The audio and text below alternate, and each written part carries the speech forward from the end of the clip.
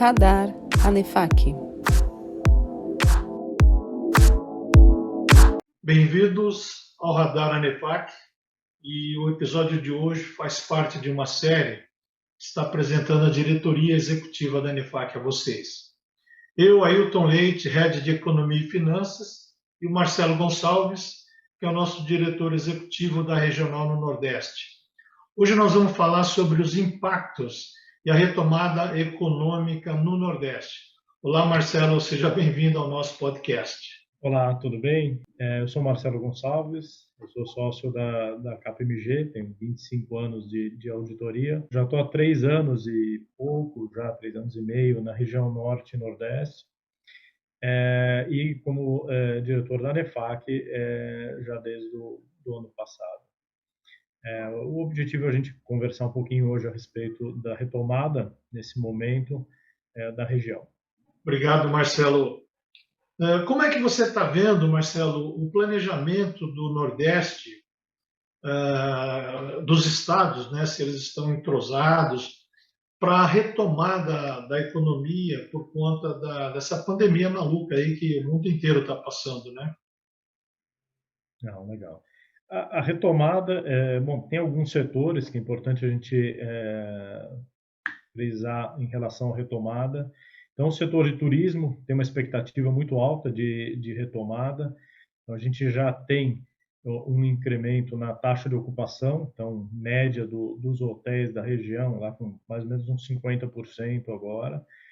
É um setor que deve impulsionar bastante também outros setores. Como a parte de varejo também, está com expectativa alta, principalmente a parte de restaurantes, bares, tem uma expectativa relevante que ela tem um incremento nos próximos meses também, que vem puxando pelo turismo. São 2 setores bastante relevantes para a região. Tá? E aí é lógico que tem outros segmentos, a parte de agro é um segmento que tem se desenvolvido de forma bastante relevante, até em virtude do dólar e do preço médio de commodities, e as indústrias da região também, que se adaptaram nesse momento de pandemia. Mas as expectativas de maior crescimento estão realmente com o setor de turismo e essa parte também de varejo, mas mais relacionado ao turismo também. O setor de turismo, a gente viu esses dias estudos de que já está havendo uma retomada, né? Ocupação de hotéis, principalmente o turismo interno, que afeta vocês, e toda a cadeia, que vai de restaurante, hospedagem, tudo bem. E a gente sabe também que o agro ele tem um efeito muito grande no PIB dos estados, principalmente dessa região. Na sua visão, como é que estão as expectativas dessa retomada no curto e no médio prazo? A gente não consegue mais nem falar no longo, porque a bola de cristal já quebrou. Vamos tentar falar no curto e no médio prazo. Como é que você vê aí essa retomada? A nossa visão é que a retomada ela deve acontecer já agora no final de 2021 e um pouco mais forte em 2022. O índice de confiança da região também tem crescido bastante, então o nível de confiança dos empresários locais também tem um incremento relevante. Isso tem, lógico, uma forte relação também com esse período de vacinação e essa retomada, por exemplo, de varejo, que já retomou o horário normal de funcionamento de shoppings. Recentemente, em Fortaleza, até as feiras livres tem a retomada também dessas feiras livres, o que é bastante relevante para a região e acaba tendo impacto em outros setores também, como o setor de construção, que também tem já percebido esse reflexo em relação a lançamentos, todo esse desenvolvimento também. A gente sabe que, principalmente na região Nordeste, né, falando de turismo, as festas juninas elas têm um peso muito grande, né?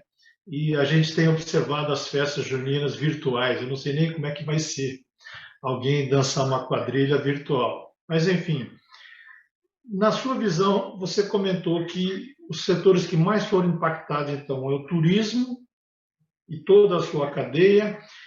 Mas quais outros que também foram impactados e como é que foram as medidas que você sente que foram tomadas assim, uma forte pressão para mitigar essas perdas? Alguma coisa que mais se destacou, Marcelo?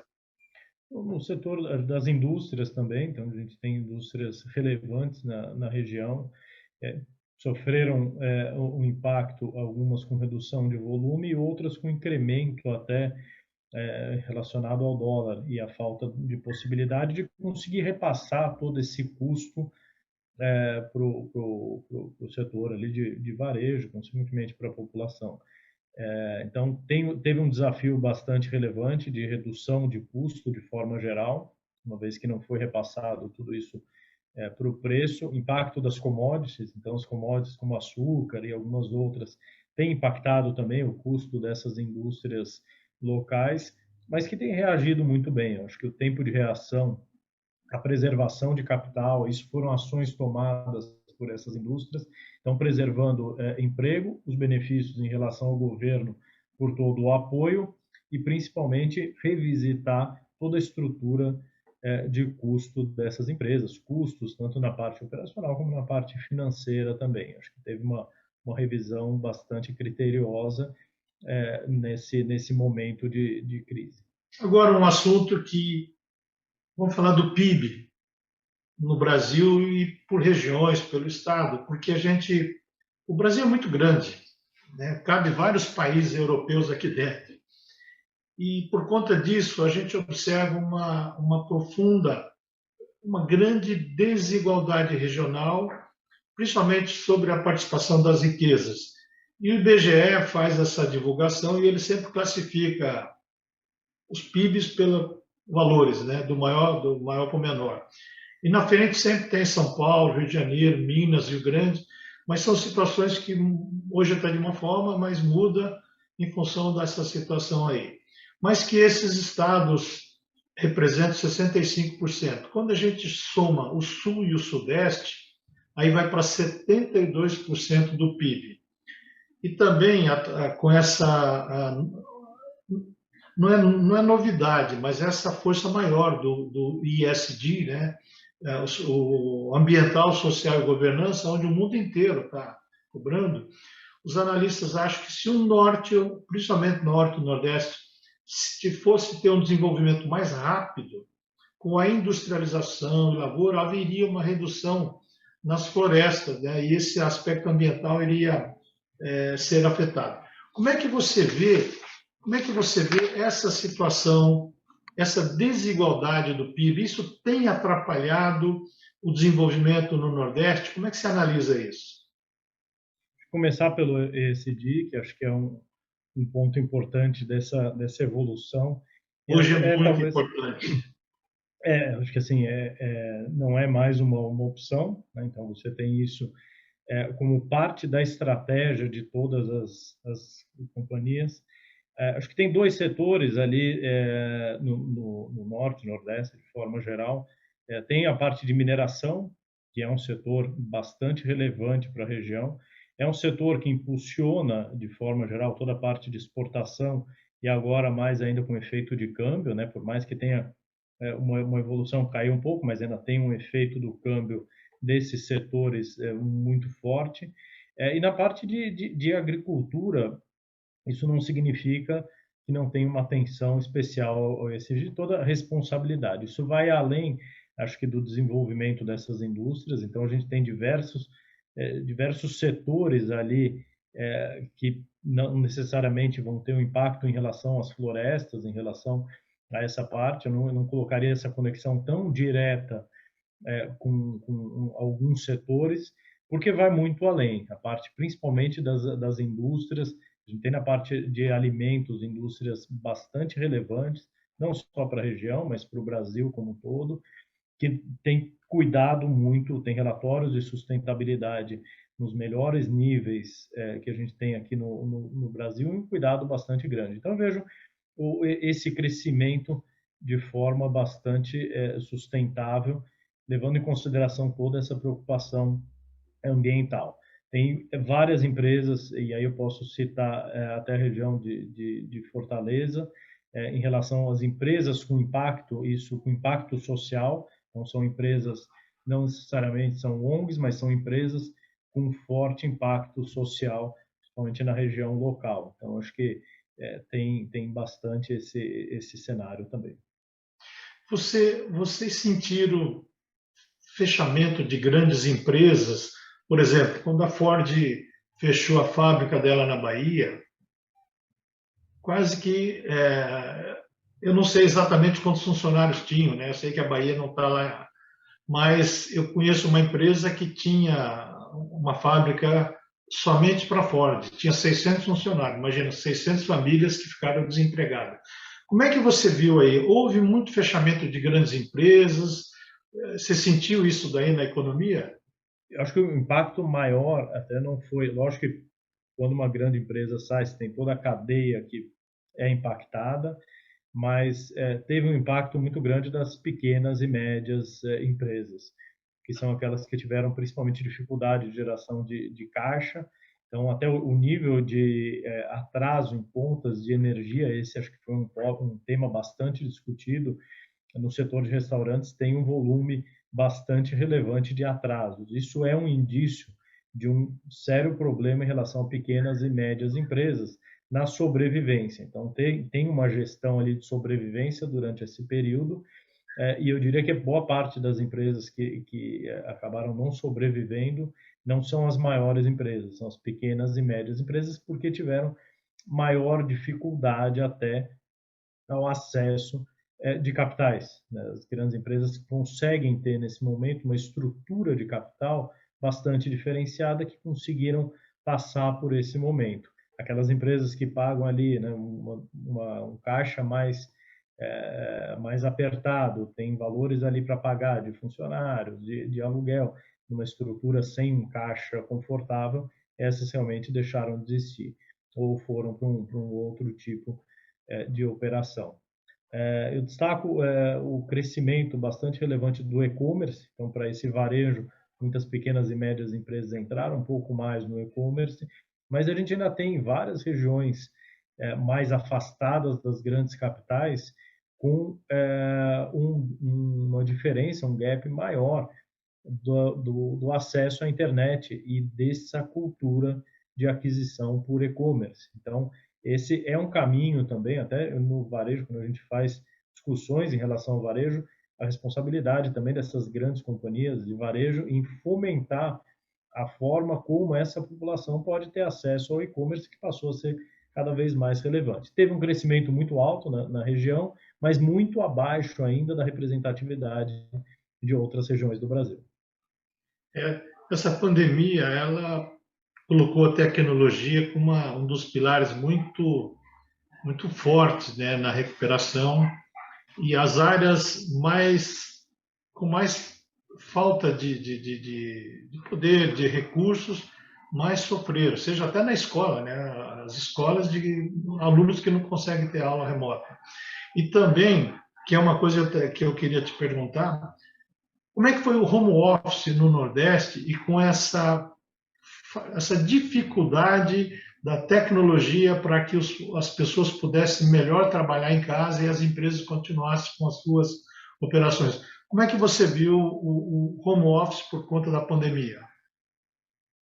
Em relação à maior parte das empresas, elas estão, uma parte muito próximas às grandes capitais, né? Tem, lógico, uma outra no setor de agro, ali mais afastado, mas a maioria não teve dificuldade em relação à tecnologia e ao uso do home office presente. Então, teve realmente um momento onde todo mundo, não que está diretamente relacionado à operação, à produção, na parte de alimentos, tudo isso, uma parte administrativa fez home office, mas o que a gente tem visto, acho que tanto na região, é uma forte pressão, no bom sentido agora, para uma retomada presencial, ainda que não os 5 dias na semana, mas a falta de convívio social das pessoas tem trazido outros temas em debate, como saúde mental, tudo isso, que tem sido foco de discussão, né, dessa retomada, do momento em que você deve retomar com segurança, né, mas que existe também os benefícios dessa retomada presencial, ainda que exista tecnologia para trabalhar os 5 dias por semana em home office. Então, esse acho que é um debate que a gente tem no mundo inteiro, que são os efeitos do home office. Mas caminhou bem, eu diria que caminhou bem dos nossos clientes, até da relação que a gente tem, muitos já pedem para voltar, né? Quando vai ser a forma presencial? Acho que é um tema bastante interessante, essa retomada do presencial. Eu creio que a retomada ainda demora um pouquinho e vai estar variando por região, principalmente onde a pandemia foi mais forte, né? E o que eu vejo de muitos empresários é que vai voltar um misto. Eles não acham mais que voltam 100% do que era antes no presencial, porque semana passada, conversando com um executivo de uma grande empresa, ele me comentou que a produtividade deles aumentou 20%.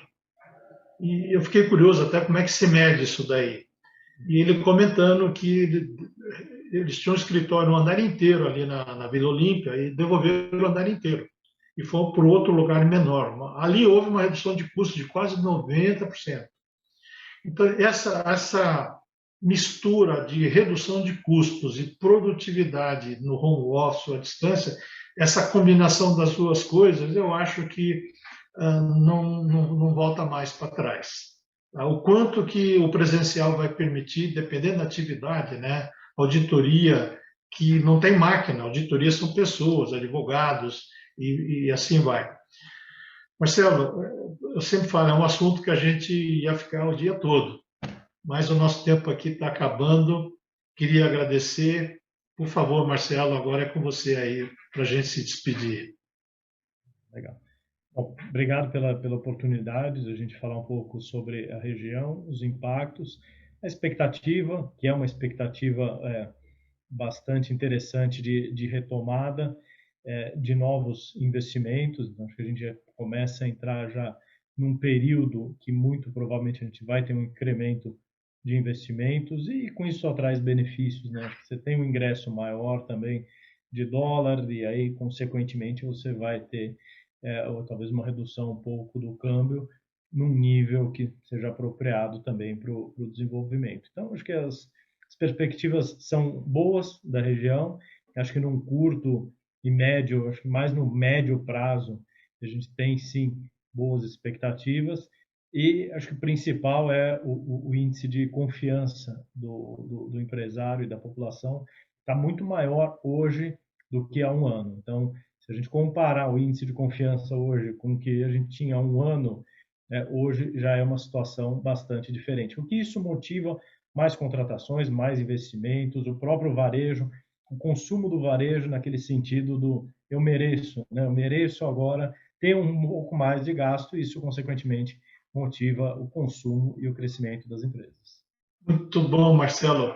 Obrigado, a Anefac agradece, para nós é sempre uma satisfação. E continue acompanhando os novos episódios do podcast Anefac, que sempre são às terças e quintas. Siga conectado conosco. Um abraço e até a próxima.